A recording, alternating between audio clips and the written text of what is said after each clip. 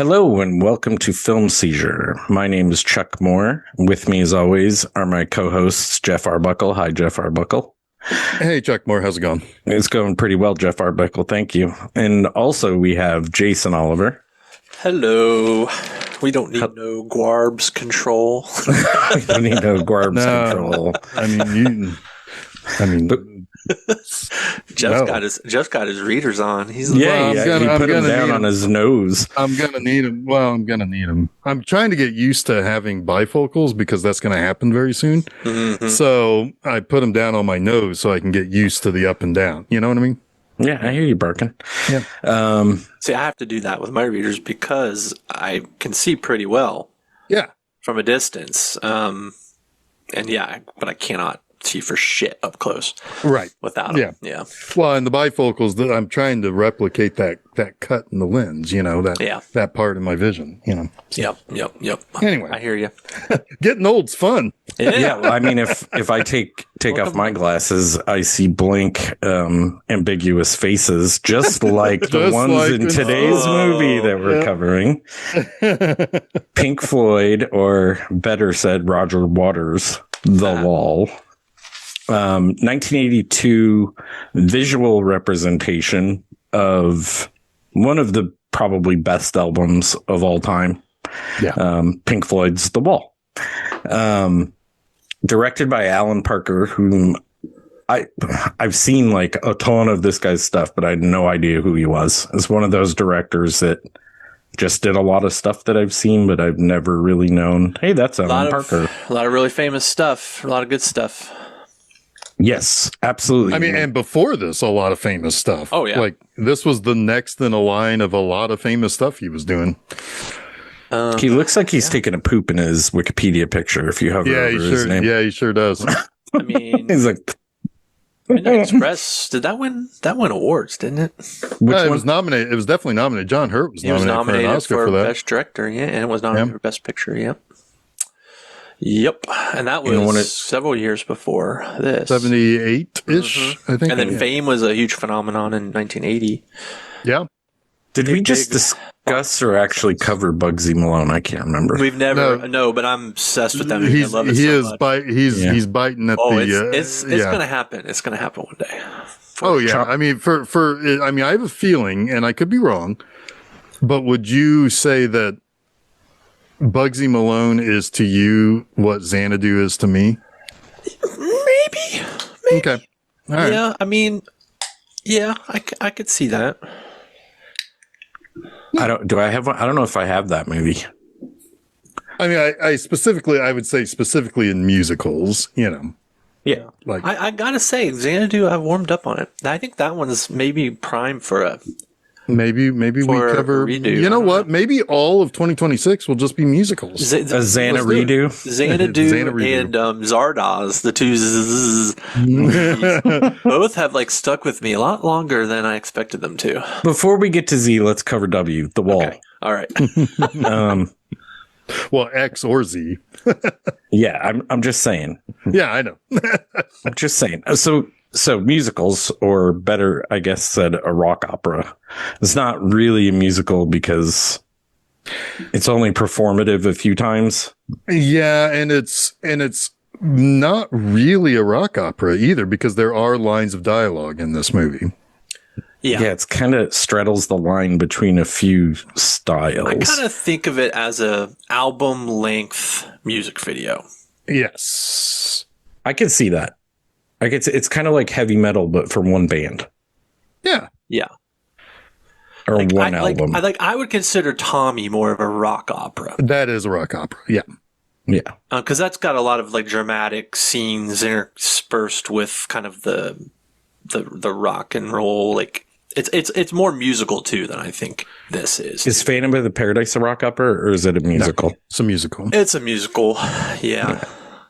And Tommy also has my favorite my favorite Elton John thing ever with his Pinball Wizard. Yeah, he does Pinball Wizard. That's one I wouldn't mind bringing to the podcast. I'm telling you, all 2026 can be musicals. Because guys. I love the Ken Russell, and that movie is fascinating. Even though I don't really love The Who, I've just Me neither. yeah.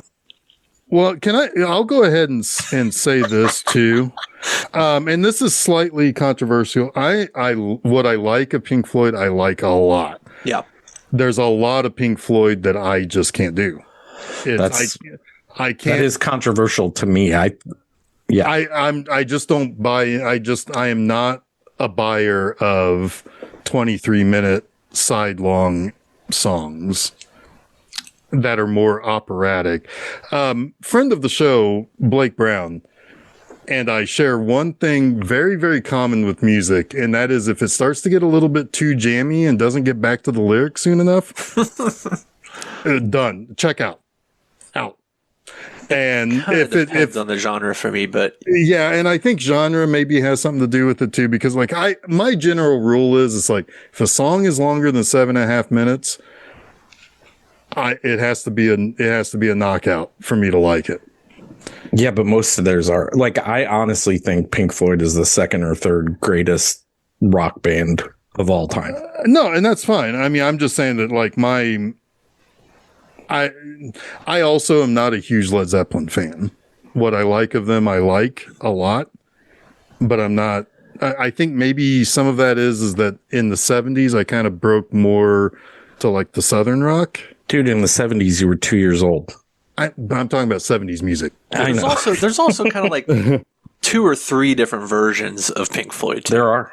Sure. I mean, you've got the Syd Barrett era, which admittedly is not the mostly what I like. And very short comparatively. Yeah. When I start kind of really digging Floyd is when you start getting into like Adam Hart Mother and metal, right? Like that's when Pink Floyd starts like, I'm like, yeah, metal is tremendous. Maybe their greatest album in my opinion, but it's my favorite. And then, yeah, you know, that's very much then the Roger Waters takes control for a long time. And I mean, the albums you have in a row in the 70s, Dark Side of the Moon, Wish You Were Here, Animals in the Wall are just all drop dead fucking classics. Now, I very much like Wish You Were Here. That song is my favorite song of theirs. But The Wall, I think, is one of the greatest albums ever. Interesting. I mean, Wish You Were Here has a 23-minute. It's broken up into parts, but it has a 23. But that's also not one that I listen to a lot. Like Shine On Your Crazy Diamond is a very long song, and then it is. Yeah. it is. But I love it. I love it. I love it too. And but then you've got the David Gilmour era, right? I mean, that's kind of like the final. Kind of like last. The final cut after the final cut. Yeah, because Final Cut is sort of that's like throwaways from The Wall mostly, right? And it's good. There's a lot of good stuff in there. It's probably my least favorite, like Roger Waters stuff, but it's good. Well, it's mostly B-sides, right? I mean, yeah, but there's good stuff. I mean, Pink Floyd's B-sides are better than a lot of people's A-sides. And the Momentary Lapse of Reason is Waters even around at that point? I think he leaves after the final cut. Yeah, he's done. I think there's like a little bit of overlap of some stuff they were working on, but I think that's pretty much right here. Gilmour at that point, I think. Yeah, Gilmour began recruiting musicians for a new project. Yeah. There was no commitment to a Pink Floyd release, but yeah. But Mason and Wright hung around as far as I like the entire time. That's what until Mason. Yeah, I think it was Mason that passed. Is that the album that's got "Learning to Fly" on it?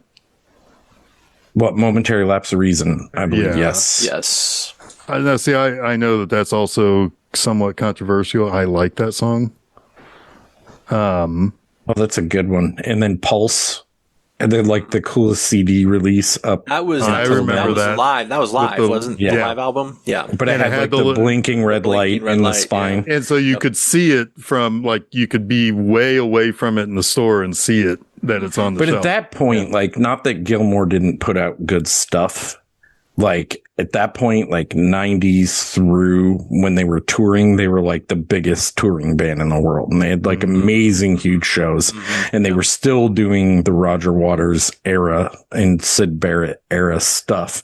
But it was more of a spectacle, which is kind of funny because The Wall and some of what Roger Waters was thinking about when he wrote it was the spectacle and people showing up at shows and not really being there for the music, just kind of being there for the entertainment value of it and him feeling no connection. And like I mentioned earlier, the blank faces. The blind adoration as well, I think is part of it too, right? Yes. Like this. Well, and getting frustrated with the audience too. You know, I mean, it's like, yeah, there's a lot that like I could see where he's getting this from, you know, because it's like, yeah, that would like, I always get the impression that he's the type of guy. Waters is pouring himself out into this, and these people are, you know, they're getting high and not even listening anymore. Like there's some place, like it could look like to him on stage that they're not engaged anymore with it. I get that, you know, I mean, I guess, which is kind of funny for a band that you think is jammy, because that is a very typical audience interaction of a jam band. Like they show up, they get stoned, and they kind of dance to the music. Oh, you mean and like the Grateful Dead? I was going to bring up the Grateful Dead. Musically, they're pretty amazing, but I can't hang with them like the way that you're talking about Pink Floyd. Fair enough. Yeah. I mean, and to be honest with you, it's like,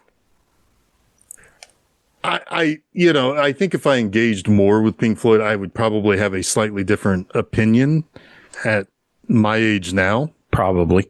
Than I did when I was discovering them in my teenage years and what my brothers were listening to when I was too young to really understand what it was.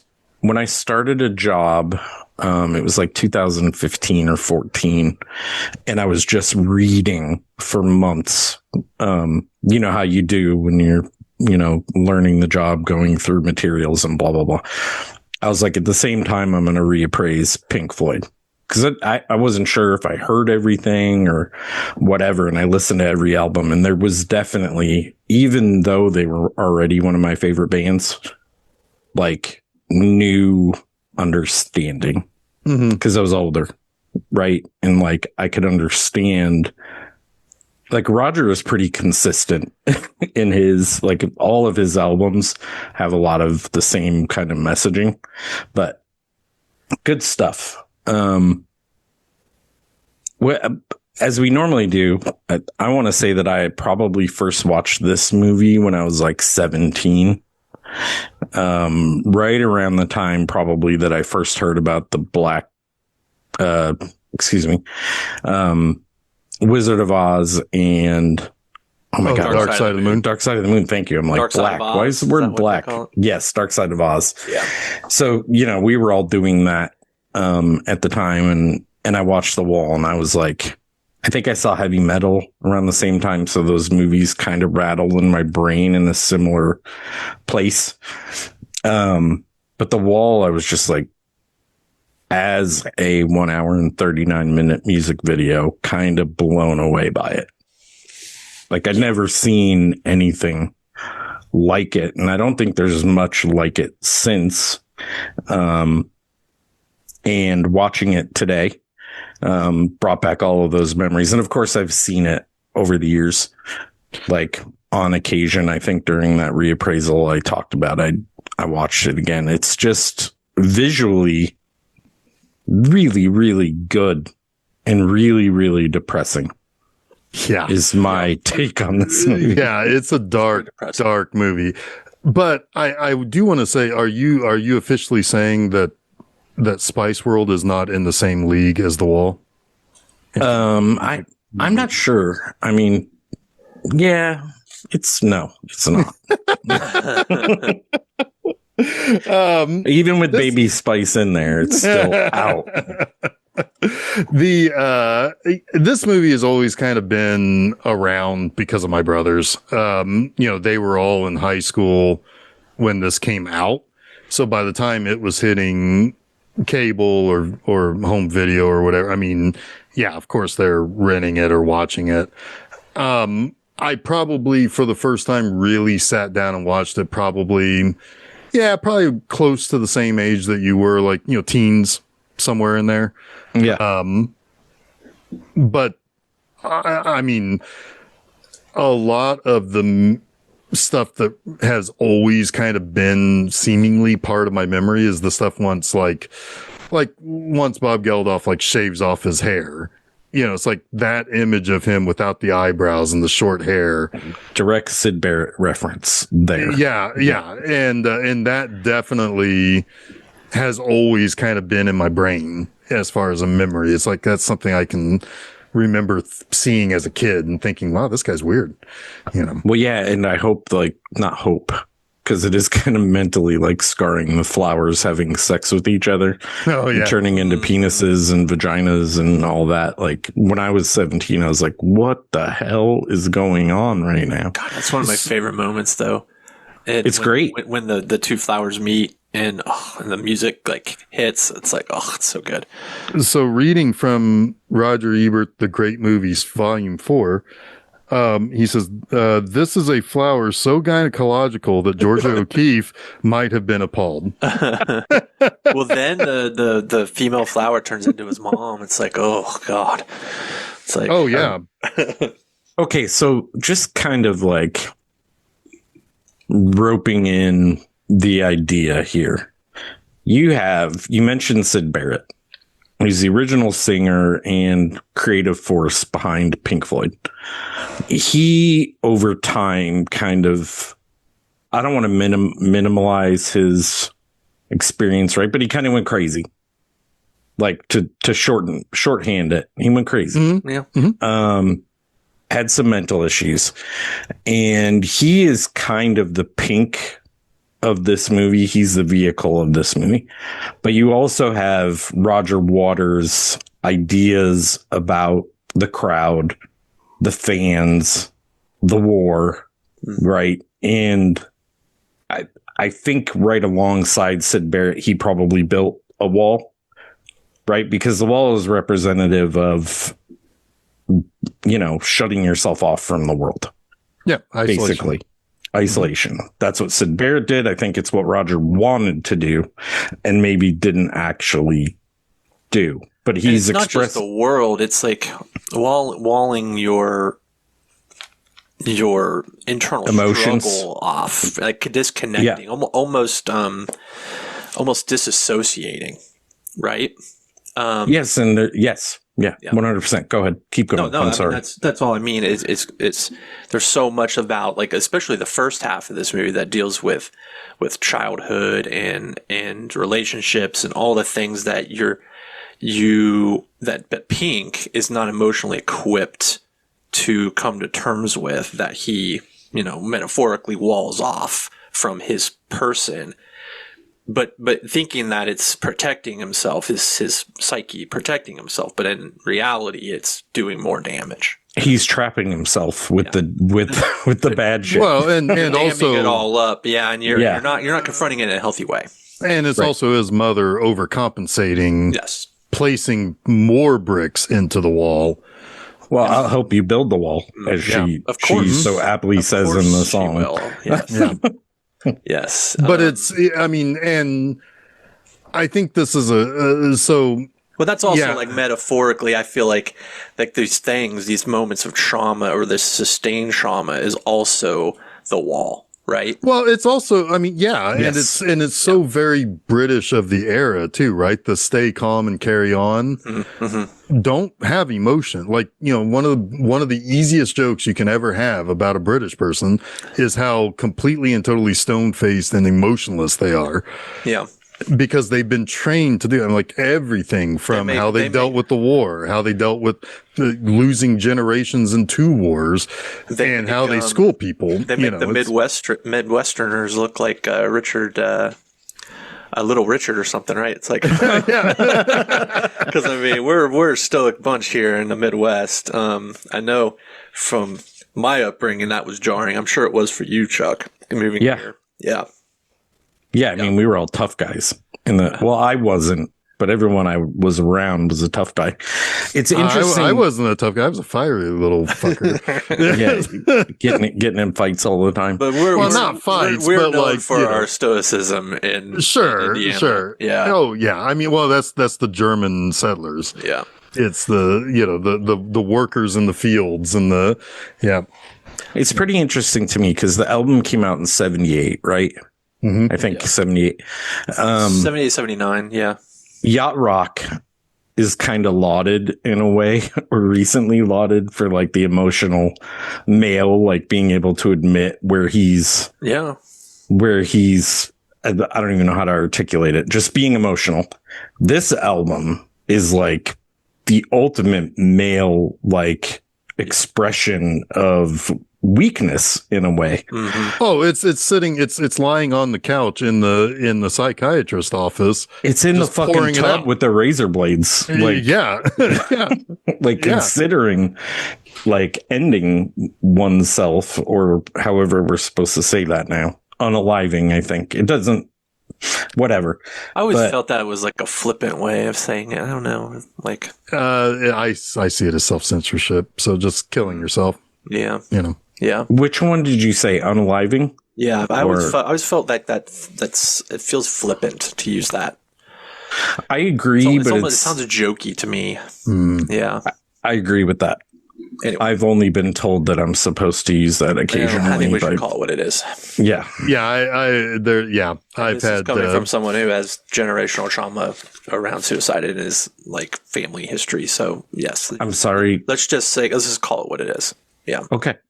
I'm willing to do that. I'm just trying to say the right thing all the time. It's fine. Well, and yeah, I mean, there's if we were a certain type of content creator, we would probably try to skirt that, but we make so much money doing the show, I don't really care to call it what it is. Yeah. I'm not going to say grape when I mean rape. I'm surprised you haven't told the fucking British how horrible they are yet when we're talking about a British movie. Oh, wait a minute, because we're getting to it. We're getting to it. Well, I was salting the pot a little bit with that whole stay calm and carry on emotion. Oh, I didn't know. Yeah, I didn't know you had a plan for your abuse of the British. British. I'm building a soup. Shine on, you crazy diamond. I'm building a soup. I'm making a little soup. Oh my god. I have a background. I have family ties to Scotland. Yeah, so fuck you, Britain. No, I'm just kidding. Anyway. Okay.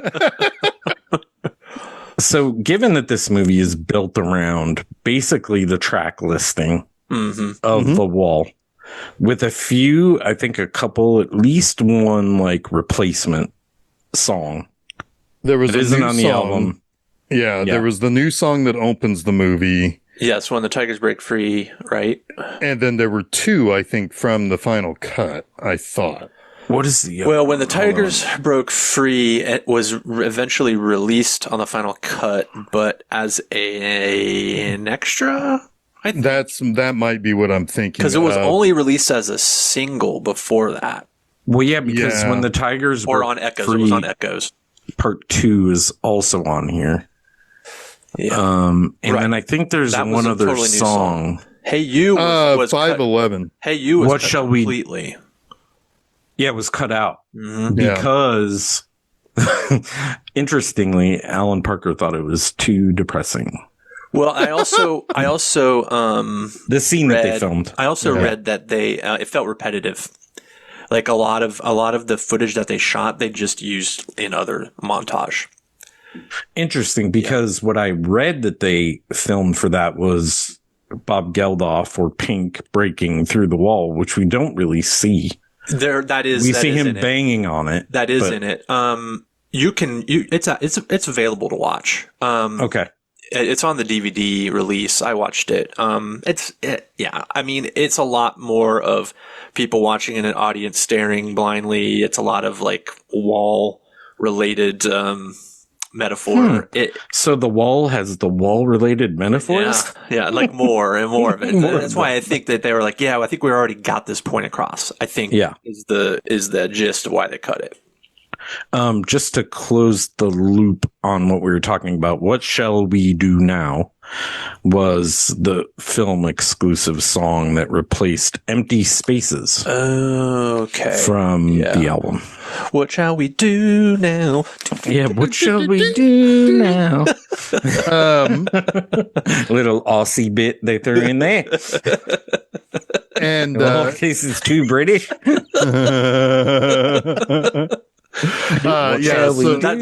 That's Australia, right? Australia is when Britain stopped being calm and carrying on. Yeah, good point. Good point. They're like, we're gonna fuck around now. We're gonna fuck about.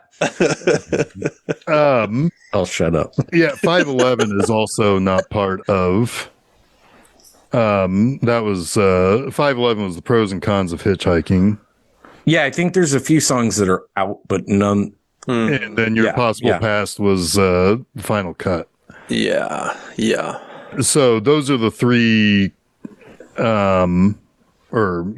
Because then there's like When the Tigers Broke That Free. whole sequence gets pretty muddy for me anyway.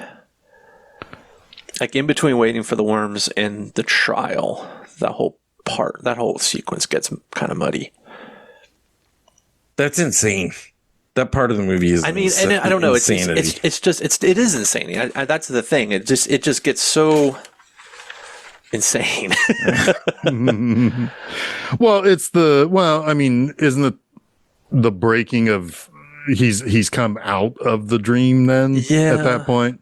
Well, but he's also falling further into madness. Yeah, because the trial is him kind of getting like the dream is his devolving, and his coming out of the dream is his realization of the madness almost. And then we don't even see him ever break free in reality. Like we see the moment, but we don't see him afterwards. It's just kids clearing up the debris of his wall. It's almost I have something to say about that because I love that. In a way, because we get, as the credits roll, and we're obviously talking about the end of the movie here already, but when the credits roll, we're getting that outside the wall. We're getting kind of like the relief as the credits roll, but Pink, there's no relief for him. No, but when we get there, I love the imagery of the children cleaning up after. We'll talk about that. So how do you want to talk about this, Jeff? Because it's song by song is the only real way to do it. And I don't know if we want to go song No, by. I don't think we want to do that either. But I think what we need to do is we probably need to cover the primary themes that run through how he's building the wall, why he's building the wall. So Pink's dad dies. Moments. Yeah, go right ahead. Yep, that's perfect. Is the first one. Pink's dad dies in the war. He's blown up by a bomber. And that happens, I think, during When the Tigers Broke. Yes, and because I think that's what he's writing at the start is when that's the lyrics are representing what he's writing in the. Gotcha. And also, I do believe that Roger Waters' father was killed at the Battle of Anzio. Yes, so this is the Roger Waters, kind of inserting himself into Syd Barrett's mental breakdown. Like he's fusing himself as one person when it's two. Which is really kind of clever because, Pink is in a sort of way, kind of using more Pink Floyd imagery. It's kind of like the cover of Dark Side of the Moon, right? There's facets to him as he, kind of breaks apart in all of these different roles that he ultimately plays.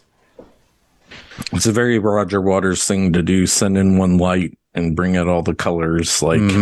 Yeah. I think that was very deep, but I don't know if it was. It's deep enough. Deep enough for government work. But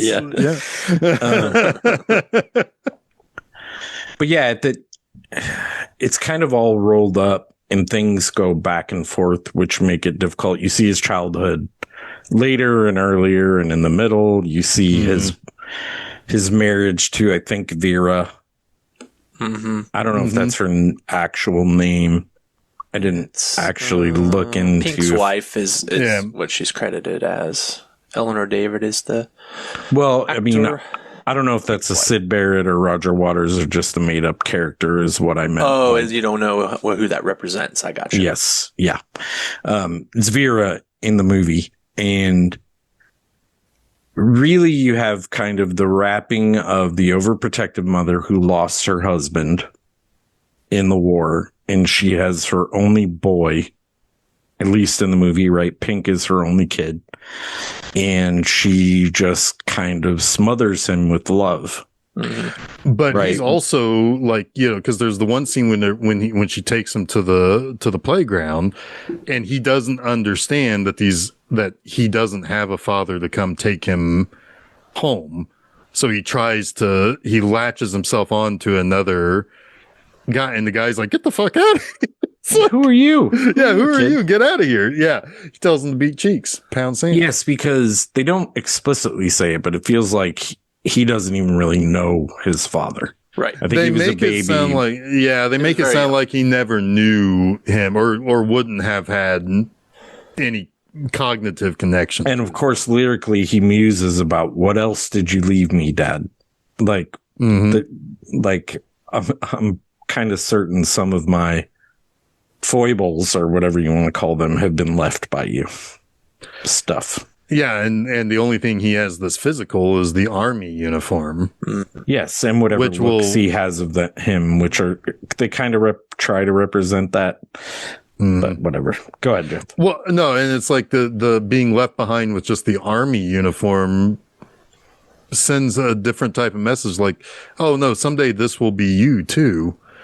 Which kind of plays into a little bit about what's going on at the school, where, the school is just kind of giving him you have to stay to the facts, and we're going to tell you the facts. And if you get flowery or poet, like you do any kind of poet shit, we're going to make fun of you because you're supposed to work for the system. I assume you know what his poet shit was referencing. Oh, yeah, that was from one of money. It's money. It's money. Yeah. Yeah. Which, oddly enough, I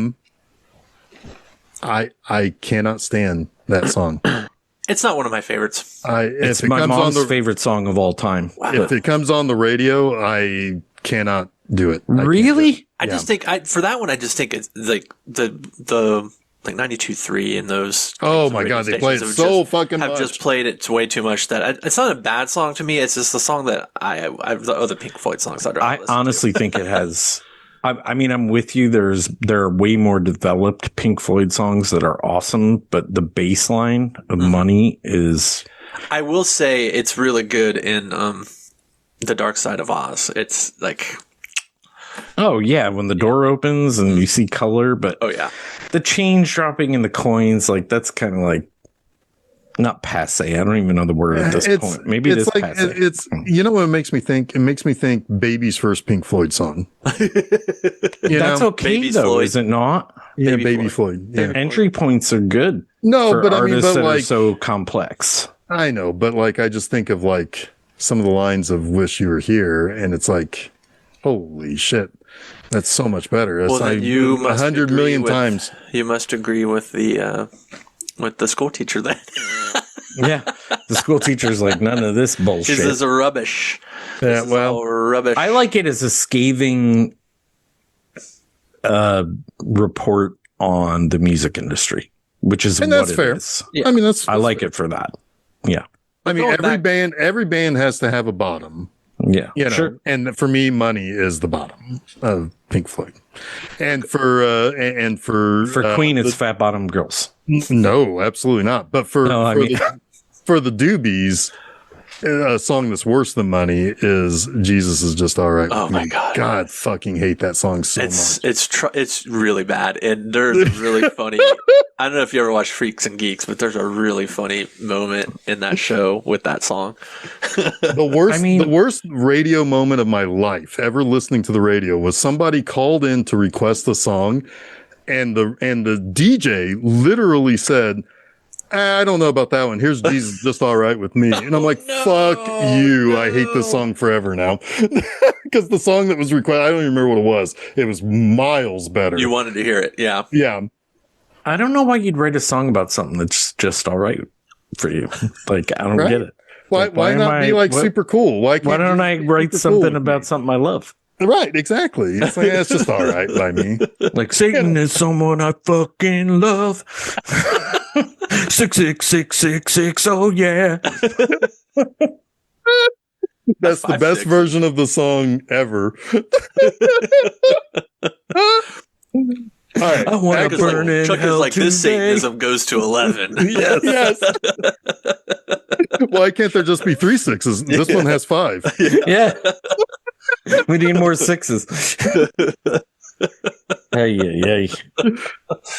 All right. So basically, because his father has died, and I mean, to a certain extent, it's like there is another read here that the mother is completely and totally incapable of raising a son because she feels as though she needs to protect him in a way that it seems like would not be the case if the father came home.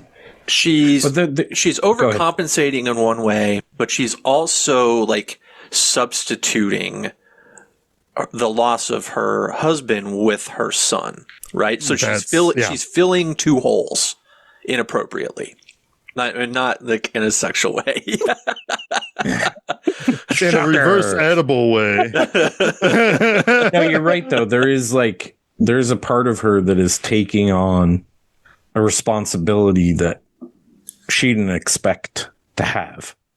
And she doesn't know, like, I don't know. Raising children is difficult. I don't know if you guys know that. I imagine let me school you. No, I'm joking. Well, next week I'll talk about a movie about raising a child that sounds fucking nightmarish. But usually there's like a separation of church and state, right? Yeah. In like raising kids, for lack of a better term. And if you have to be the authority and the nurturer and the whatever, that's difficult. And I'm not absolving the mother, but I think the child is also like, my mom was overbearing because she loved me, and like I came out of it worse for that. Like, I don't fully believe the Pink story. Does that make sense? I mean, so a couple of things about that is that there is a little bit of an unreliable narrator there, right? Like, that's naturally, kind of what this I'm is saying. coming directly from one character who's trying to cobble all of these deficiencies into a narrative that and who do himself. I blame for what I am? Right. And so he's assigning blame to everyone. But I will also say, though, that again, kind of going back to, Britain and war, it's, she's going to raise a proper Englishman no matter what. And and as the world modernizes, she fears more and more and more of that. And so she does become overbearing in that. Absolutely. Absolutely. I think that's clear that she's overbearing. I totally agree with that. Well, there's a whole song about it. Yes. I'm not saying the narrator is unreliable about that. No. I mean, I think that bears to be true, but I also think that he could be meshing that into other issues that he's trying to deal and trying to figure out why. Oh, why can't I have a relationship that lasts? Oh, it's my fucking mother's fault. That's kind of what I'm getting at. I don't, and I'm being a little flippant about it. Go ahead, Jason. I don't think it's quite that pat. It's just one brick in the wall, if you will, right? Ooh, like there is, clever. It's a cumulative effect. All of these things, it's like death by paper cut. And again, he's not dealing with it in a healthy way, and he never has. And it's all coming to this mental breakdown, right? Sure. Yeah. So yes. And honestly, when you do wall off yourself and dissociate from trauma, and you don't allow yourself to confront it and deal with it, what ends up happening is it does become muddled. It does kind of become like this mismatch that even you don't understand anymore because you've never allowed yourself to, right? So what happens is it becomes this big ball of yarn that you have to entangle a little bit at a time, and if you don't do that work, it can be catastrophic, and that's what we see with Pink. Yeah, it's like it's a mosaic, right? Like from 30,000 feet, it looks like one image, but the closer and closer you get, you start to see the facets, and bricks are very, very commonly seen as that, right? Like, you stand far enough back, it just looks like a brown house.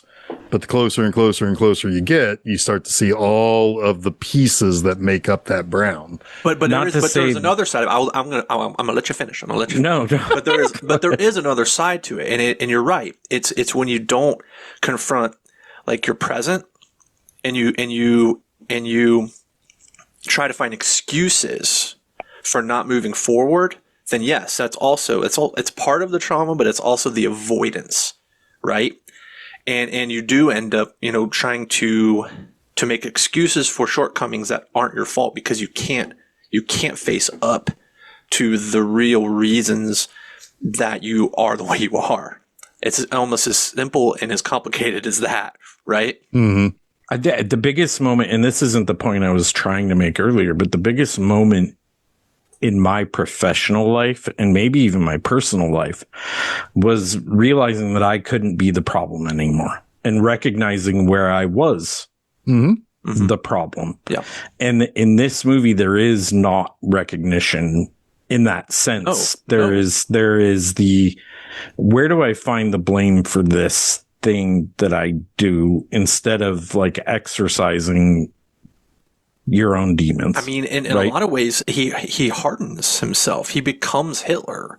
Like, that's insane. Like, right? And that makes sense. Like, I didn't even really. That is the one movie or point of the movie I was going to ask a question about, and that makes sense to me.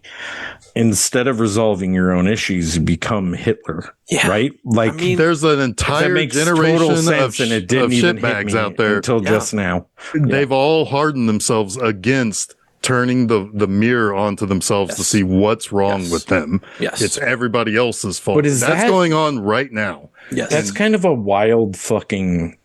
Jesus. Well, I mean, it kind of blows my mind a little bit. hey, it's just all right with me, Chuck. Hitler is just all right with me.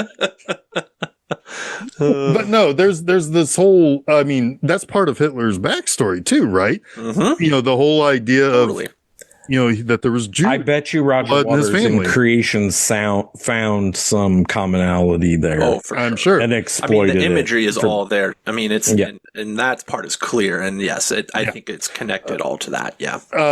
That scene actually, like when they're like trashing the fucking town or like marching on the town, those are actual literal neo-Nazis in England. Oh, crap. How how? Was it just a casting call? Like, wear your Nazi shit? Yeah, it could bring your Nazis. Hired them. You Nazi, come on down. And yeah, because it was realism. It was what he was looking for. You verified this? That is actually actual. That's insane. That's insane. There were multiple moments in this movie watching it this time where I was like, man, that would be fun to shoot. Maybe not that scene. I'm going to guess the scene where he's doing the show, right? That crowd, that is not, because he wasn't going to introduce that into it. But like, it was when they were marching down the street, that segment before he snaps out of that daydream. That's What a day for a daydream. Something like that. But no, obviously who is that? Is that The Association or Love and Spoonful? What a day for a daydream. I think it's Love and Spoonful. Love and Spoonful. I think so. Yeah. Anyway, sorry. That's all right. We snapped out of it for a second. Go ahead, Jeff. It is Love and Spoon. Hey. Good call, Chuck. Hey. And Jason, you're on there. So anyway, so the obviously, like what everybody knows about the wall, of course, is another brick in the wall. Which and of course I heard that literally taking a shit at work today. Really? Yeah. How's that for too much dropping another brick in the toilet? I was dropping another brick in the pool. In the pool. Yeah. But no, I mean, it's very specifically the second part that everybody knows, because that's the part that deals with his school life. Yes. And it's also intensely relatable, right? Sure. Yeah. Oh, we've all been through schooling where it's like, don't, I mean, like, I was thinking about this watching the movie. It's like, even in art class, sometimes even in art class can be, can mute your own artistic interest.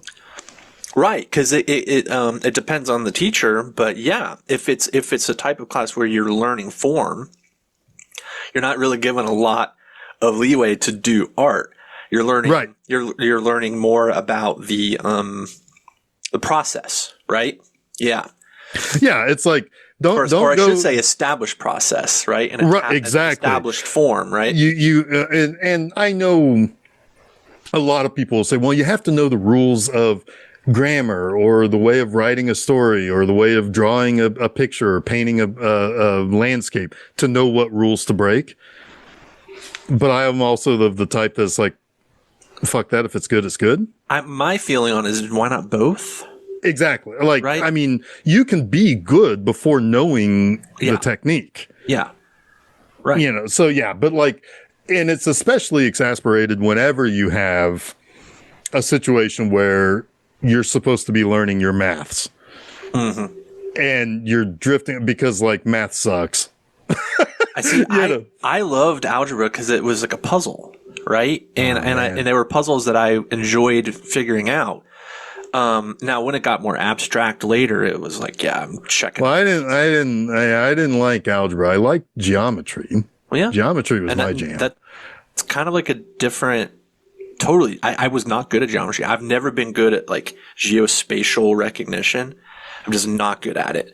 Like I'm still not very good with like left and right, north, south, east, and west sometimes, right? Well, I always felt like it's like, well, you know, geometry, you pull out the graph paper and you're drawing line. There was an artistic element to it. It's more artistic, yeah.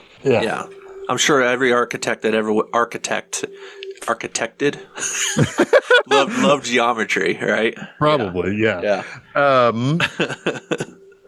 Yeah, but no, I mean, it's one of those things where it's like school, while very good for certain things like socialization, for, you know, like giving your parents a fucking break or whatever, you know, whatever good you want to assign to school.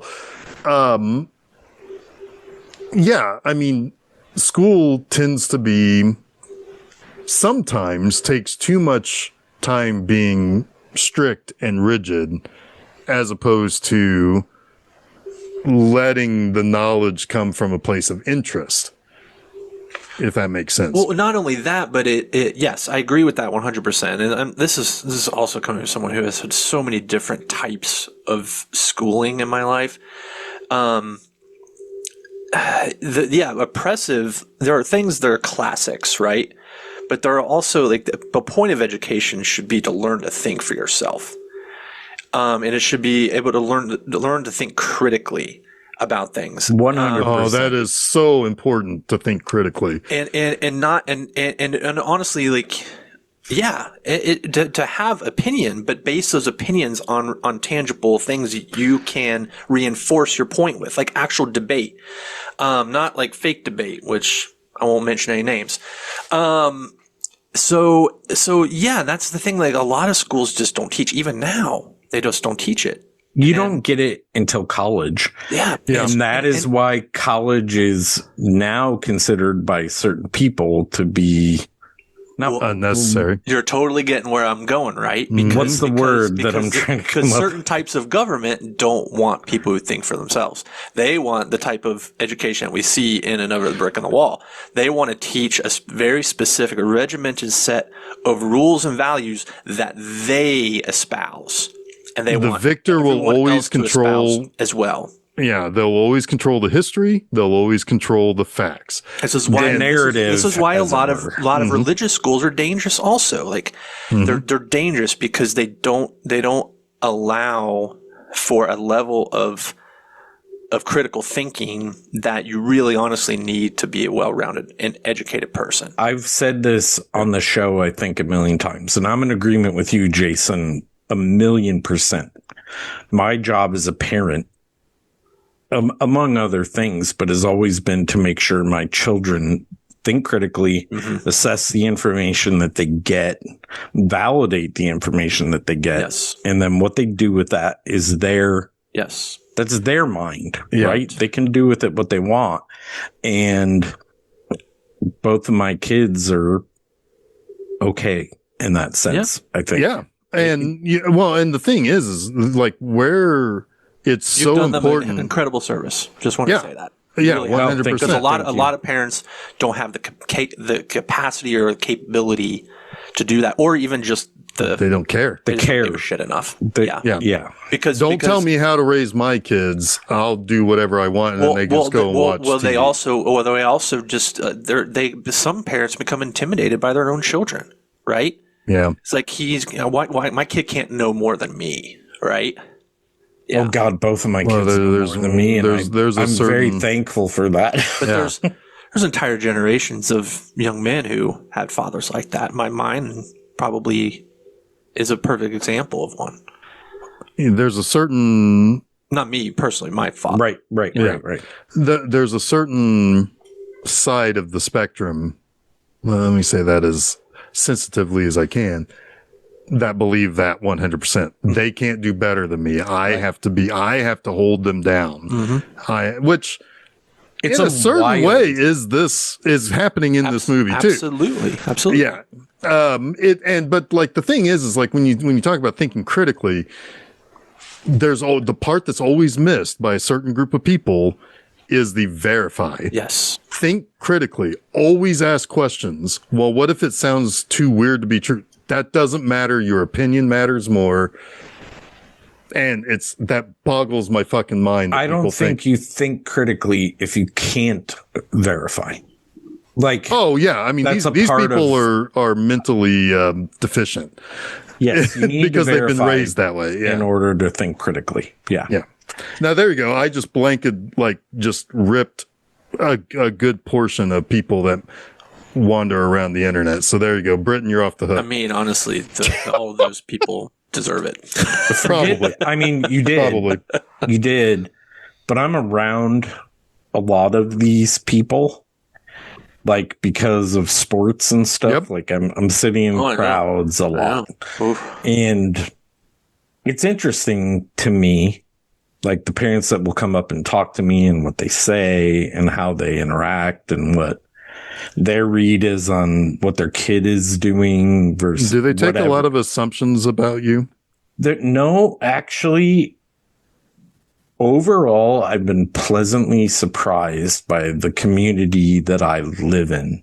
Now, I know there are people that I should avoid completely because they would hate one of my kids and deplore another one if they knew everything about them. Right. But it's actually kind of uplifting in my community. Well, and a maybe lot of people, I'm just like hope springs eternal, Jason. You've said that about me like a million times because I am optimistic. Yeah.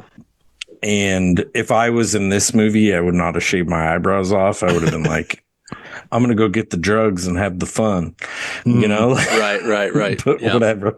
Well, I mean, here's the thing. It's like a lot of people assume the worst of a lot of people, and sometimes it's warranted. But then there's a lot of situations where the person who you think would have all of the opinion that would come up to you and say something, they crumble when the person standing in front of them, they can't say the thing because part of that could be they're not ready for the fight or they're not sure they really fully believe what they want to say to somebody. Or they just can't, they don't feel like they have the capacity to defend it, right? Yeah. It speaks to their passion. And when they're confronted with any kind of reason or logic, generally that person lashes out with talking points or anger and a lot of times violence because they don't don't actually trust their own convictions. It just feels right to them. It's why I stay in the wrong social platforms, because I want to know who the dangerous people are and what they're that's a fair thing to say. Yeah. Yeah. These last couple of weeks, we've had all the idiots come out and so all the people you suspect. So bad. Right. So bad. It is. It's horrible, but I need to know what they're saying. Sorry, Jeff. Yeah, bring it back to the movie. No, that's right. So yeah, I mean, so like in one regard, it's like you've got an overbearing mother. You've got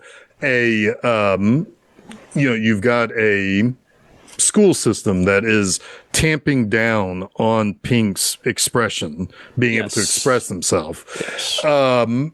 When he gets a little bit older, of course, he's got to have the right woman that's not going to hurt him, but who, when he walls himself off, she ends up seeking somebody who does have passion for anything, for something, for anything.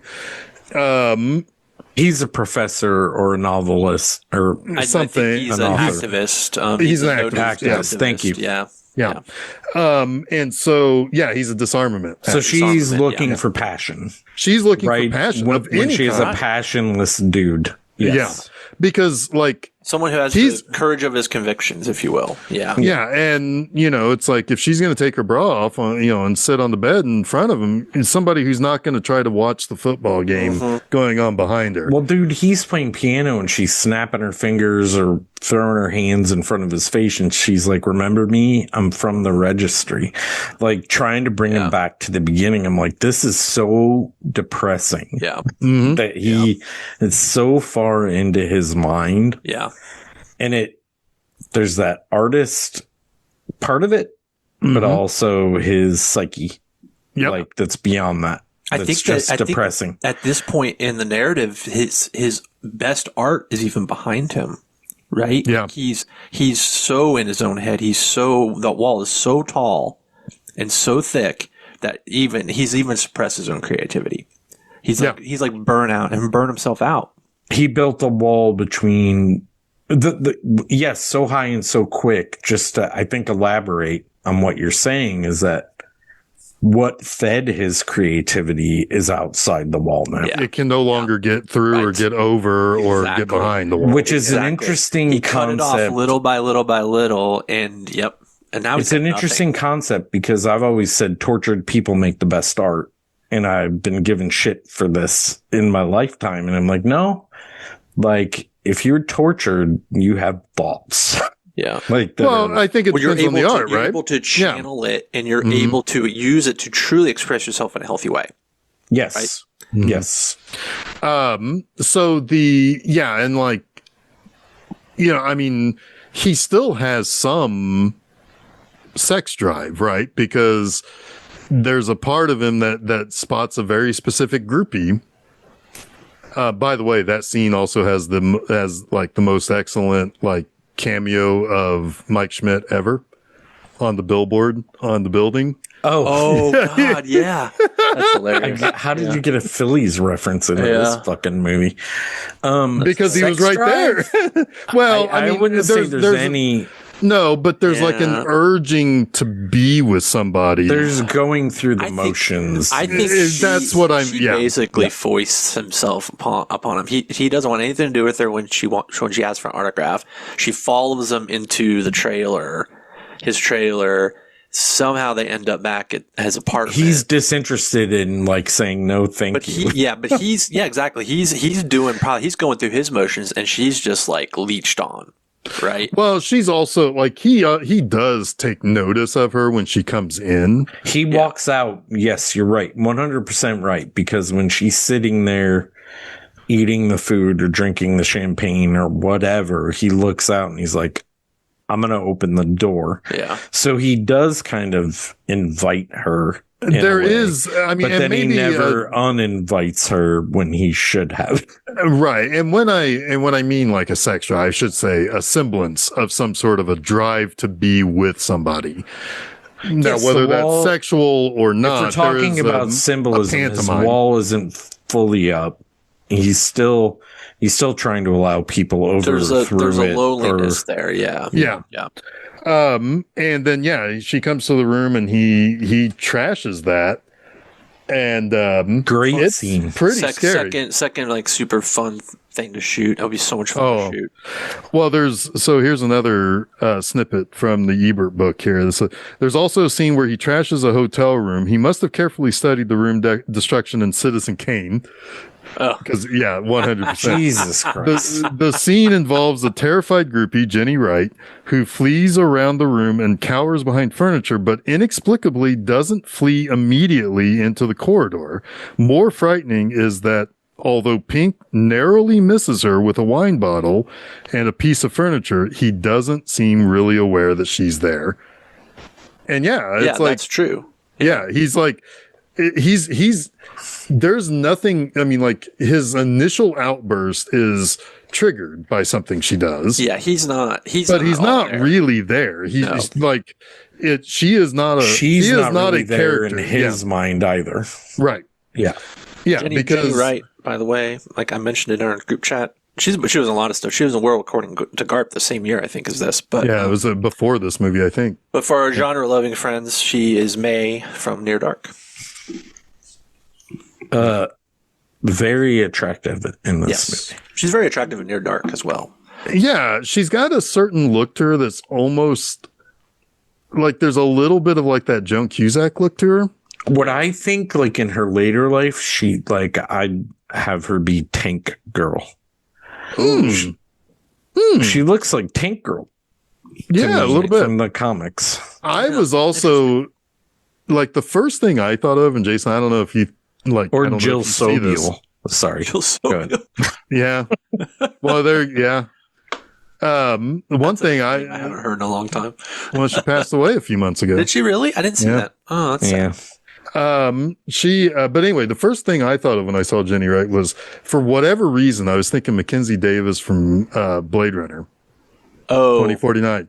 Just the way she was dressed. It was like, it's like, cyberpunk hookers are here now. She doesn't quite have the legs, but No. Yeah.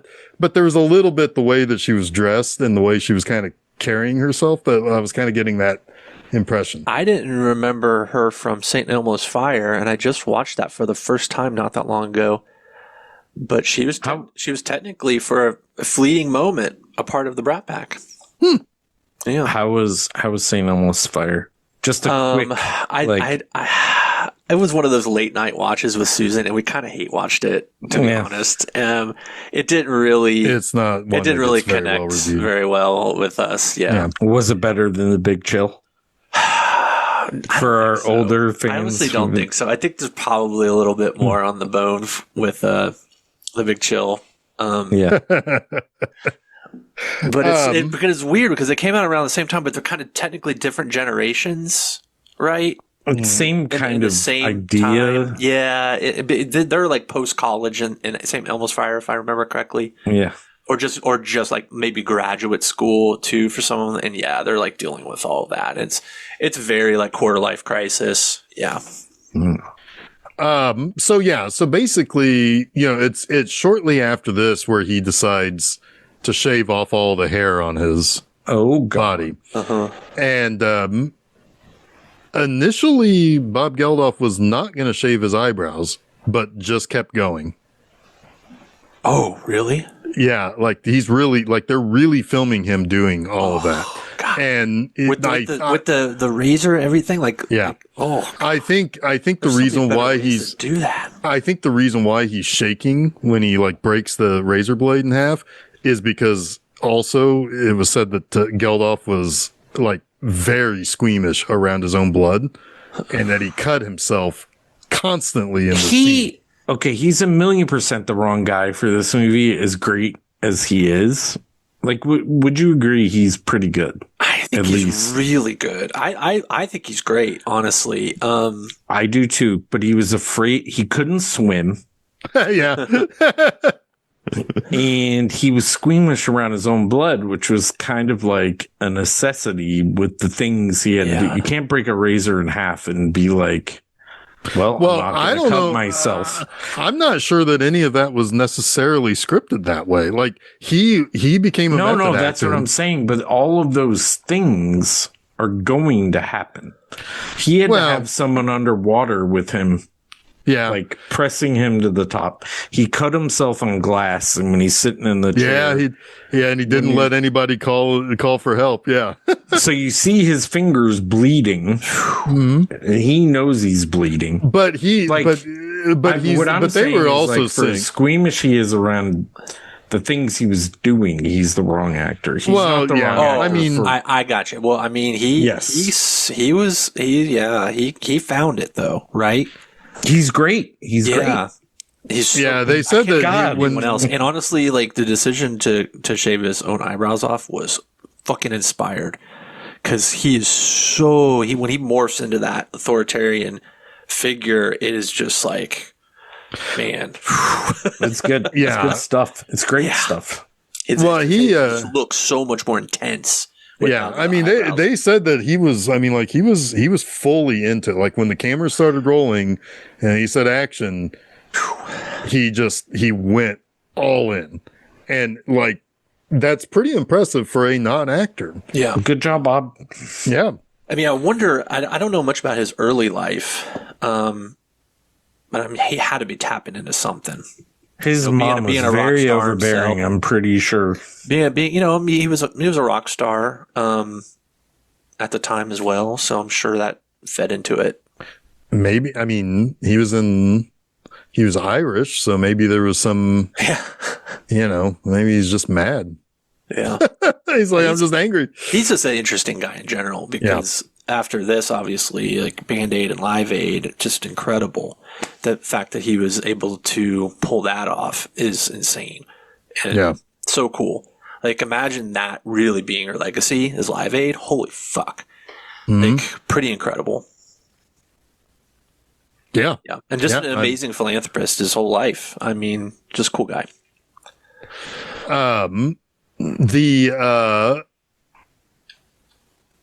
It was because then, like, around this time, he also crashes, right? Because it's like, that's when you get into Comfortably Numb, and Bob Hoskins is coming in. It's like, hey, we need you in Toontown right now.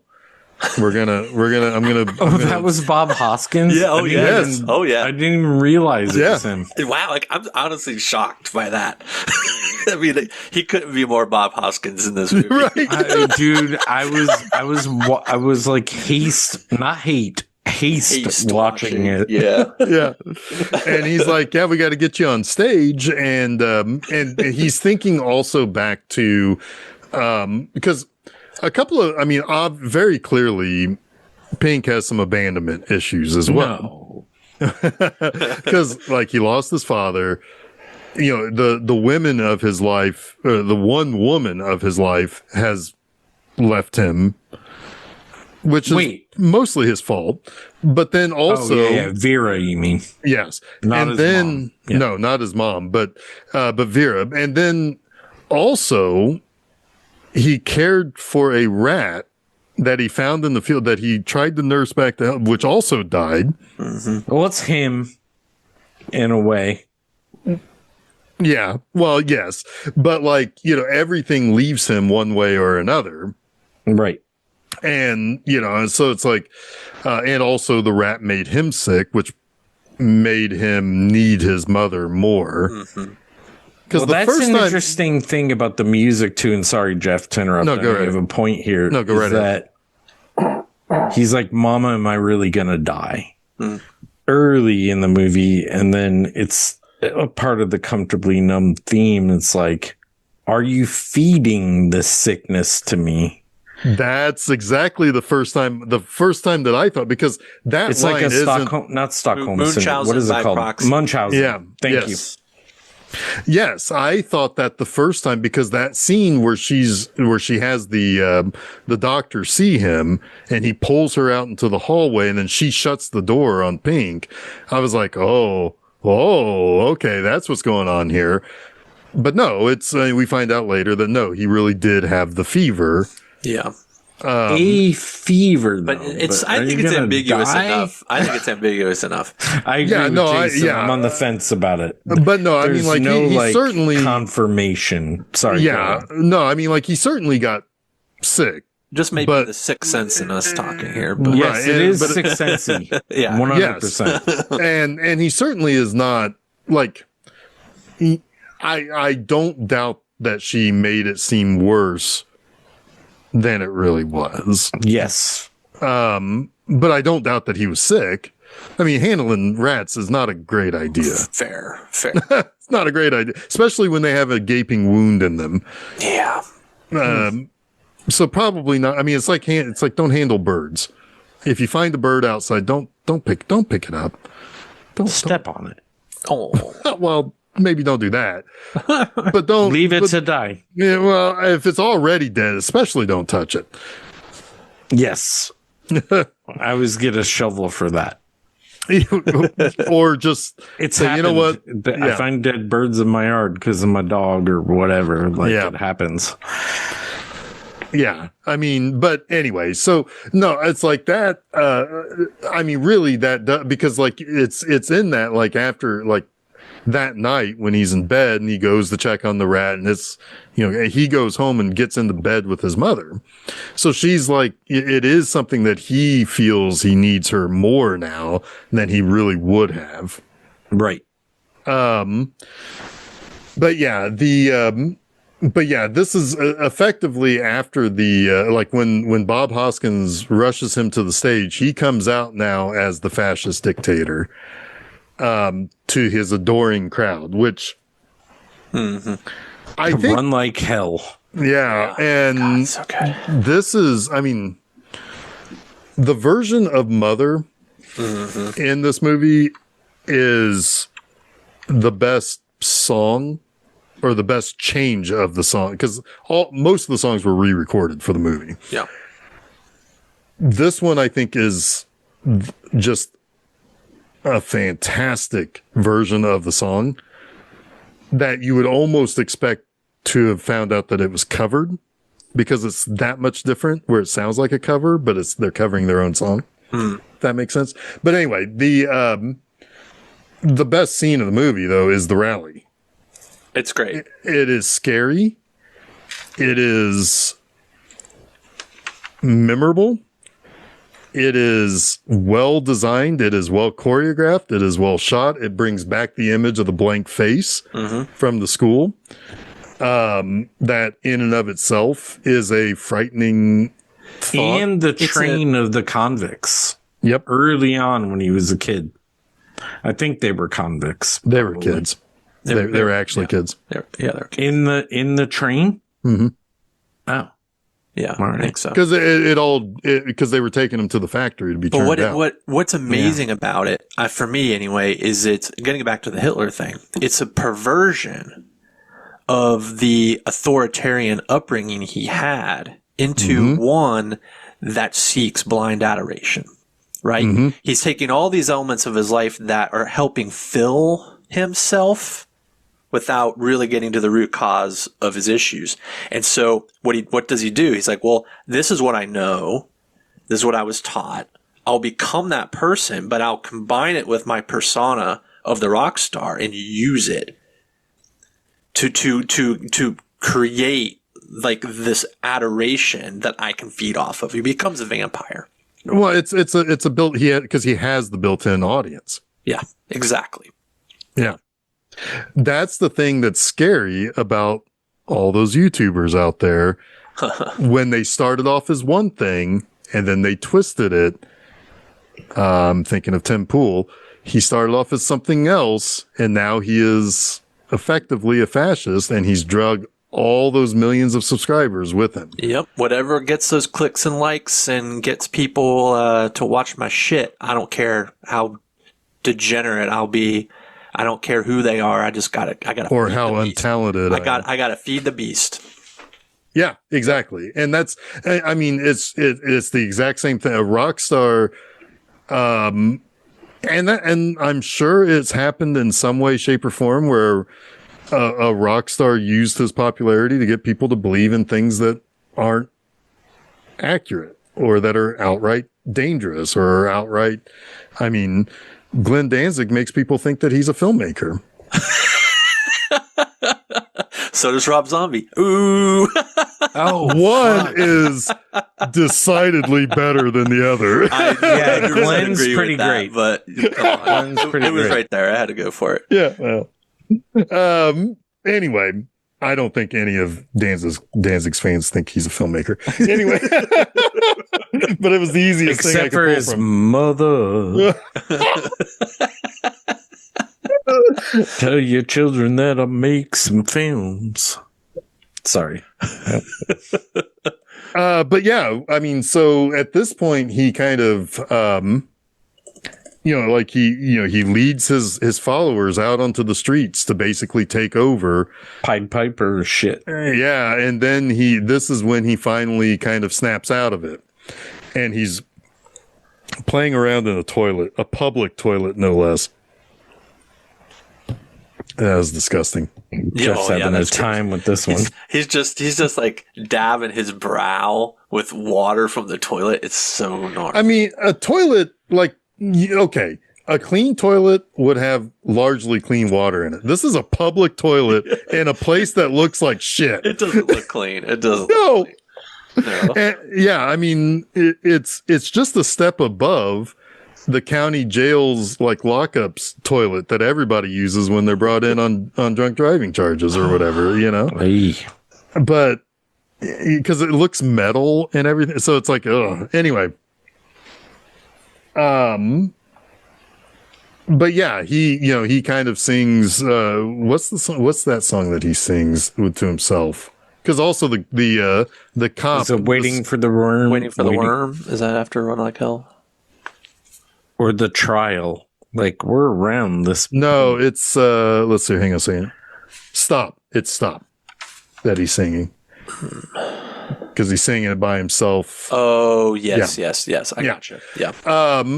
Although I think that security guard starts the song, I think. I think he does, yeah. But then he kind of remembers, like, oh, hey, you know what? I can, but then he puts himself on trial. And again, he's putting him, so he puts himself on trial, but he has nothing that confirms that what his sentence should be the sentence he receives. Well, I mean, I get what you're saying, but this is internal. Right? Well, it's internal trial in his own brain.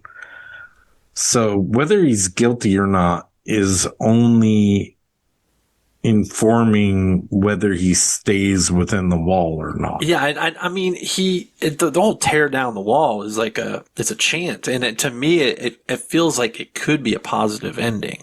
Absolutely. Like, and that's what the trial is about. Like, do I allow myself out of this thing I've constructed? Yeah, he sentences himself to be exposed before his peers, right? He has to face the music, if you will. Yeah. But that doesn't necessarily tell me that he is 100% going to, like, he could expose himself in front of his peers, but still not change anything. True. I think it's ambiguous, but I don't think it's, I don't think it's necessarily that he is beyond saving at this point. I think he's maybe made the first step. That's what I was wondering, is if this is only the first step. It's not like... Of course it is. Like, it's a moment of clarity almost, right? Yeah, it's not like he's going to go to jail or, like, he's not really apprehended for anything. No, it's all self noodle. Yeah. Yes. So he's letting himself off the hook a little, which allows him to heal. Right. I think, he recognizes the wall for being detrimental to him. Yeah. He tears it down, which allows himself to be exposed to his feelings, to his trauma, to, his external peers, maybe his ex-wife. And as he's been asking, like, is anybody out there? Right. Like, do I have anybody left to make amends? Yes. It's And almost it's like Alcoholics Anonymous. the 7 like one of the steps, right? Yeah, Yes. this is the first step. Yeah. It's the moment of clarity. He's hit rock bottom, and he's at his moment of clarity, and now he's got to move forward. And he's got to choose to do that work, right? But and he does. That's the beauty in the end of this film, is that he has chosen to try. You hope so. Yeah, exactly. Yep. Yeah, you don't know what's going to happen. You don't know what's going to happen, but yes, he's made that breakthrough, if you will. Yeah. I do like that. I don't remember exactly which scene it was in, but when he sees the procession of all of the people in his life, and they're all like almost demonic looking, like they're the blank face. Yeah, It's the blank face. it's not. There's also like other times where his wife and his mother have like gigantic, like their eyebrows are painted up on their forehead, and they have like eyeshadow around that. The school teacher has like really bushy and like fuck that guy. By the way, yeah. Well, that's what he was hoping his wife would do. That's why he was so mean to them kids. Damn. Well, yeah, I mean he's a big loser at home. No, it's there's stuff like that where it's like, this is kind of how he is currently seeing those people too, and that's, those are his demons he has to conquer and kind of move past and like you said, I guess make amends to those he can. But when the wall breaks open, I love the fact that it's children that's cleaning up, because, well, I mean, it's kind of the same thing like he had to deal with growing up in post-war England, but it's always the next generation that picks up the mess, right? Like, the innocence is returned in a sense. They're cleaning up and they are pouring out the Molotov cocktails, right? They're no longer willing to do they're not interested in the fight or this guy's fight or, whatever. They're just. That's interesting because I felt that was all introspective, but I get it in both senses since you mention it. I think it's his brain saying, let's pour out all the fires we've been creating. Yeah. I mean, I think I'm just kind of connecting it to the war. No, you are. I think both of those things are valid. Yeah. 100%. I like that there were multiple times in which the little kid version of himself, by the way, the casting of the not the baby version of himself, but the little kid version, the teenage or the 9-year-old, whatever he is, he was good too. But they do look a lot alike. Like, I believe that one grew up into the other. It was very good casting. The kid said that he actually went with his friend to get to go to the audition, and they ended up picking him instead of his friend. Huh. That's weird. So, yeah. Like, he's perfect. Oh. Well, he did read also, but like, yeah. He was the one that was totally into it, which I'm sure. Yeah, it was like, I'm going so annoying for his friend. You didn't even want to do it. Well, he didn't say who his friend was. Maybe his friend grew up to be like, I don't know, the Ewan McGregor or something. I don't know. Yeah, maybe. Anyway. Age would probably be about right, actually. Yeah. Yeah, I said, yeah. I don't know if they're both Scottish or not, but still could be. But anyway, I do like that they're like, it goes back to him trying to climb the wall when he's like in some of his lower points, when he's like thinking back to his, like back when he was a kid, like kind of wandering through his memories. And there are a few shots of him trying to climb the wall. That's good. Good stuff, because he realized then that the wall was going up around him. Right. And it's his adult brain realizing that at that point. All else I have to say about this movie is that everyone hated making it. Yes. That's actually my next, I figured it was a note of yours, Jeff, but yeah, it's, That's interesting. Yes. It seems like it would be so much fun to shoot, at least. It was so all of So the much creative destruction. forces on this movie were personalities. Yes. Oh, yeah, okay. Yeah. So they were all clashing Sure. consistently. Roger Waters was not happy with how it turned out, which is unsurprising. That totally tracks, yeah. He's like, this is not what I set out to do when I made the wall. But Yeah. fucking Roger Waters has turned out to be somewhat of a card anyway. Oh my goodness, Yeah. so much of one, yes. Yes. Let's not talk about that further, but yeah. Yeah. Reading again from this Ebert write up here. It's disquieting and depressing and very good. No one much enjoyed making it. I remember Alan Parker being somewhat quizzical at the time. I learned from Wikipedia that he fought with Waters and Scarf and considered the film, quote, one of the most miserable experiences of my creative life, unquote. Waters' own verdict, quote, I found it was so unremitting in its onslaught upon the senses that it didn't give me, at least anyway, as an audience, a chance to get involved with it, unquote. So it's difficult, painful, and depressing, and its three most important artists came away from it with bad feelings. Why would anybody want to see it? Because perhaps because filming this material could not possibly have been a happy experience for anyone, not if it's taken seriously. And then later it says, those tensions and conflicts produced, I believe, the right film for this material. I don't require that its makers had a good time. I'm reminded of my favorite statement by Francois Truffaut, quote, I demand that a film express either the joy of making cinema or the agony of making cinema. I am not at all interested in anything in between. I love that. Yeah, that's good. That's good. And yeah, that's a perfect summation of the movie. It is, for as dark and as depressing and as difficult some of the subject matter is, this is not an unwatchable movie. This is it is the agony of making. There is agony in it, woven, stitched into it.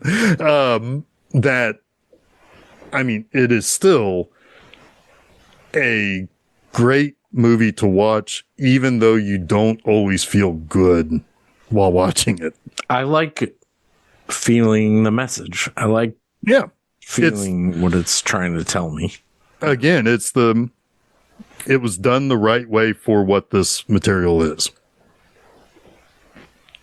And yeah, I mean, this is probably the hardest, or at least the most difficult to watch and sometimes scariest, musical ever made. That's probably the answer most people would give, would be The Wall, if you were to ask that specific question, because most musicals were always happier, or at least more bright and colorful. And, there was some sort of a happy ending. While there may be a hopeful ending here, it's not hopeful for the other 108 minutes or whatever, 98 minutes. Right. So, it's cinematically, it is beautiful. I've never seen this in a theater, and I would really like to. Oh man, imagine seeing this in the Dolby audio. That's what I'm hoping. This thing finally gets a proper restoration and 4K release, because it demands it. And then do a Dolby sound mix on it and fucking put that in theaters. Oh my God, put us in the IMAX, and I don't know, people might not make it out alive. I don't know. Or they'll run like hell. or they all come out, or they all come out as either hamburger meat or Nazis. But man, it would be an incredible experience, I think. We haven't mentioned it a lot, but the animation sequences. Yeah, that was the next thing I wanted to talk. Yeah, incredible. They're really, really good. Yeah, talk about Richard oh my Scarf, God, Jeff. Yeah, so he was a British political cartoonist, very, very highly regarded at the time that this movie was made. In fact, he was hand selected by Alan Parker. I talked over his name. What's his name? Richard Scarf. Thank you.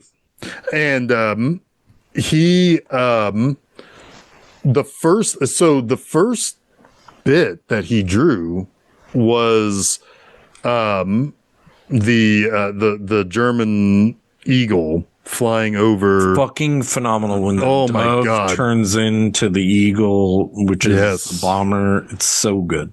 Yes, and that was Gerald Scarf, by the way, not Richard. I don't know where I got Gifford. Or Gifford. Richard. It's Gifford. My boy Gifford. Scarf. Yes. Yeah, okay. But Scarf, that was the first thing he did for the movie, and he did that like back in 1979. Yeah. Because it was instantly when the album came out, there was a thought that this could be that the story was there. It was just a matter of, and I think Roger Waters already had seen it go from beyond an album or a stage performance into a film.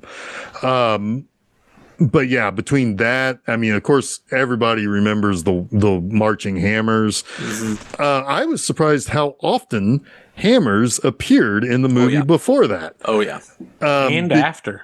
But the first time I realized it was when they were chopping up the kids in the meat grinder. There was a hammer that was pounding away at the beat of another brick in the wall. The hammers kind of felt like the brooms a little bit in the Fantasia. Yeah. Mm-hmm. Brooms? Yeah. Or there's something like that. Yeah. Yeah. But no, it's like that. I mean, of course, the hammers become the symbol of his fascist regime. Even when people like do their salute by crossing their arms, I mean, it's meant to symbolize the hammers. Yeah. So there's a very famous Time magazine cover that Gerald Scarf did. I don't know if you know this of the Beatles. Have you seen this? Well, I've probably seen it, but I don't know it's him. Google. It's very famous, and it's some people it's much derided for its style, but it's what I found interesting. I find interesting. About Gerald Scarf is like how much he reminds me of Ralph Steadman, right? And then I was looking this up, doing some research on this, and I was like, did they know each other? Were they contemporaries at all with each other? And it's like, sure enough, they were. They were like part of the same collective for a while. And then they actually had a falling out over the fact that their art was so similar. And I think there were accusations from Steadman of Scarf that he plagiarized his style. So it's like they were so like closely entwined, and then it became like a wedge in their relationship. Yeah. So there you go. He also this was like 10 or 12 years ago, did a cartoon of Netanyahu building a wall with dead Palestinians and basically saying that it's like, here's hoping that the peace continues or something like, basically calling out Netanyahu for genocide long before it was cool to. Damn. That was a joke, by the way, not a very good one. But. No, I know. But I'm just more like, damn, the imagery of that. Yeah.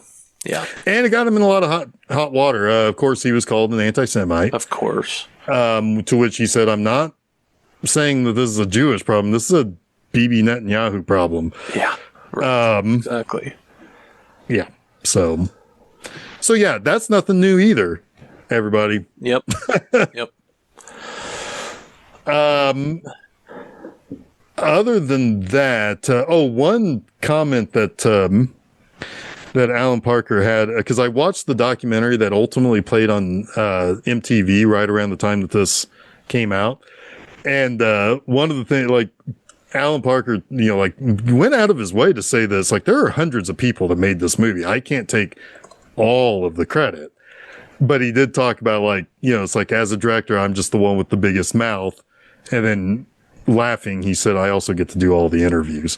But he does give credit to all of the, big and small behind the scenes that put together the movie.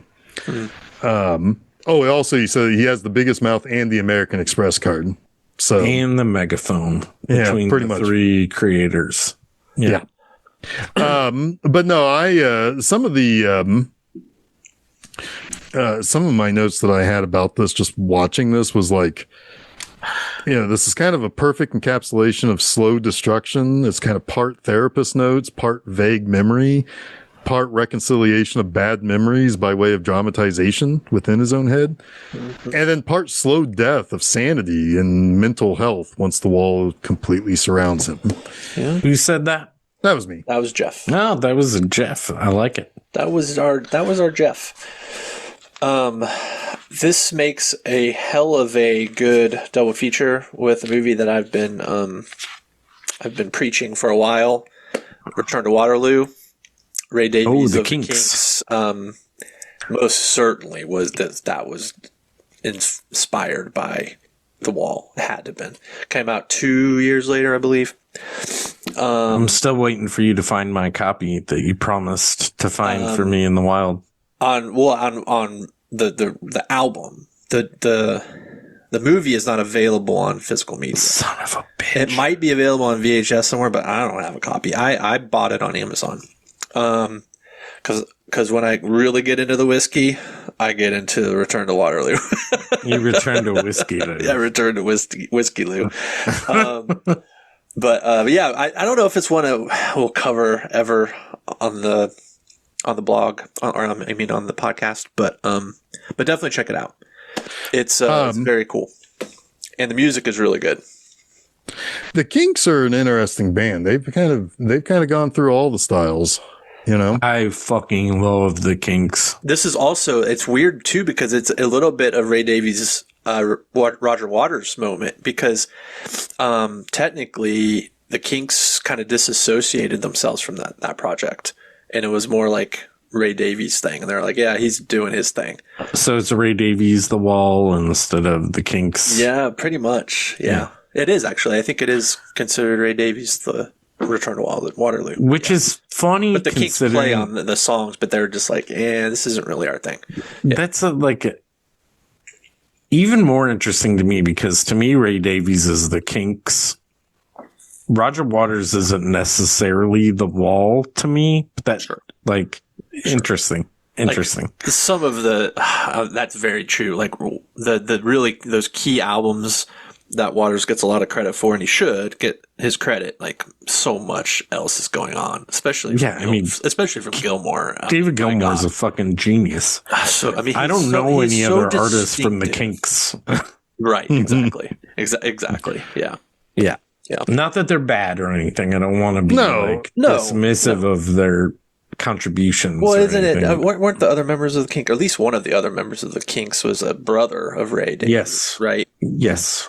Yeah. 100%. Yeah.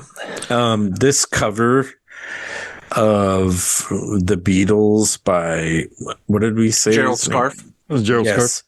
It, fucking Ringo looks like a spitting image model that would have been in the Genesis video for Land of Confusion. Yeah. So that's another one, right? So the next movie that Alan Parker made was Birdie, and Peter Gabriel did all the music for that movie. Yeah. So he went from working with Roger Waters and Pink Floyd to working with Peter Gabriel, which is, another band, Genesis, who has had like 3 or 4 different eras, right? Yeah. And again, it's prog, right, Jeff? Maybe there's like the elements of prog you don't like. I don't like I don't like a lot of the early Peter Gabriel Genesis stuff, but I really like the Phil Collins led Genesis, which is so my god, it's so good, good. But it's so different. Well, that's what we grew up on, though. But then I love Peter Gabriel solo stuff. Like, yes, I do like Collins all solo of it. stuff. I love all the solo stuff, but I don't totally love like Lamb Lays Down on Broadway, that kind of like Genesis stuff. It's like a little meandering, very proggy. Yeah. Maybe that's it then. Maybe I'm not a progger. You might not be a prog guy. Just a frogger. But do you like Phil Collins? Oh, yes. Yes. Okay, so I'm going to end this episode. I'm not ending this episode because it'll go a minute.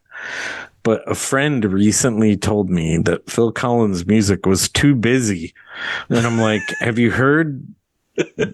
I know this story. Yes. It blew me away. I'm like, no, like specifically, Studio's a little busy, but like his music is not busy. I don't know. I love Phil Collins. Patrick Bateman needs to have a conversation with him. Yes. Well, I mean, he didn't say he hated Huey Lewis, but I'm with you. Well, it was Phil Collins as well. This is I know. Studio. I know. This is Susu. This is Sue Studio. The last thing I will say about The Wall is a quote directly from Alan Parker when he's talking about the degeneration of Pink in this. Societies disintegrate when we allow ourselves to isolate. Yeah. So there you go. That's all I got to say about that. My biggest struggle is when I am I'm not going to talk to people today. Yeah. Yeah. Which I do. I mean, that's what he's talking about. Me too. Well, I mean, and that's again a lot of YouTube fuckers out there want to isolate their audience to buy into certain things. But anyway, I have a you question. can listen to this. You can listen to the show on YouTube. Yeah, you can. I have a question. What color is YouTube going to be next week? That in 2 weeks? Oh, fucking 2 weeks. What color? It's got to be purple. I fucked that up. No, that's fine. It's still going to be purple. Tease. You want me to talk about what's coming up here? Yeah, next week and maybe 2 weeks from now. Yes. Well, I'm gonna do it. Here we go. Next week we have another Film Seizure Now playing. Just to kind of kind of brush up on some 2025 business. So yeah, tune in on Wednesday, the 21st of January for that. You go over to filmseizure.com. That's where you find all of our episodes, all the places you can follow us, all the places you can subscribe to us. On the 28th, it's going to rain. It's going to rain purple. Mm-hmm. His Royal Badness is coming to celebrate episode number 400 of Film Seizure. God damn. Yeah. 400 episodes in. That is going to be on January 28th. All those same places that I said, filmseizure.com. But before we get to either of those two episodes, the now playing on the 21st or Purple Rain on the 28th, on Monster Mondays, this upcoming Monday, January 19th, I'm still in the 2010s with some monster movies. And a movie not without its problems, but fairly charming, Goosebumps. R.L. Stein. Yep. I talk a little bit about that guy. Yeah, I mean, you should. You're covering Goosebumps. Jeff shaking his head for those that can't see him while they're listening to this. Yes. Maybe someday we'll be on camera. I'm still trying to talk Chuck into that. Now I've escalated. All right. So that's at filmseizure.com. Also, this upcoming Friday, at my website, bmovieanima.com, I have a review of Money Plane. Oh, boy. What? I've never heard of that. Never. It is directed by one of the Lawrence brothers, and it has all three of the Lawrences in it. Yeah. Whoa. Is it supposed to be like a sequel or connected to Money Train, or no? No. No. It's just it's a movie that is only famous because it was one of the early hits on streaming when COVID hit. Oh, wow. But it's very, very bad. But kind of in a good bad way, like in a bad movie night way. All right. I totally watch that with you guys and get drunk and laugh. Okay. All right. Kelsey Grammer drunk? Come on over. Kelsey Grammer is fucking bonkers in it, and it's great. Oh. Anyway, so that is this upcoming Friday. It turns out he's bonkers in real life, too. Yes, he is. I have a little bit of a paragraph on that. Anyway, so yeah, that's what's coming up here. Until next week, I'm going to go put some bricks in the walls. Until next week, I'm going to take bricks out of the wall. And come next week, I'm going to... I don't know. Build a wall. I'll clean up the debris.